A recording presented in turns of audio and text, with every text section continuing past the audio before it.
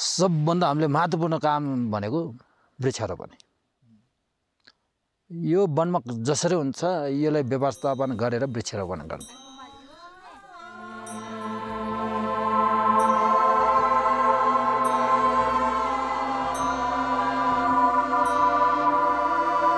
साठी 62 सालमा चाहिँ यो डडेलो लाएर यो धेरै सर्वनाश भयो।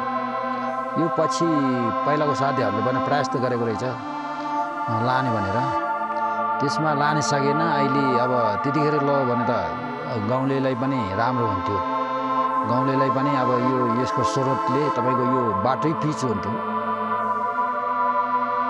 मैले नि आस्न एउटा डडेलो लागेको चाहिँ देखेको छ।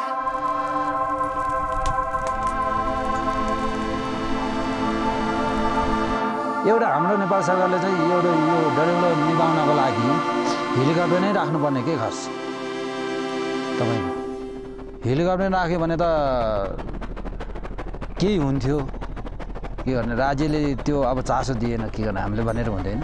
हेलिकप्टर भयो भने हामीले भिडमा अब डाँडामा लगाइरहेछ, हामी कुदेर 1 दिन लाग्छ, सबै जङ्गल सिधेको हुन्छ। हेलिकप्टर छ भने त पानी लयो सरर पानी छातेपछि यो त अहिले नै मर्न सकिन्छ नि। हल्का याद छ पुरै के अरे धुवाले गाउँै ठुस्स पारिरहेको थियो।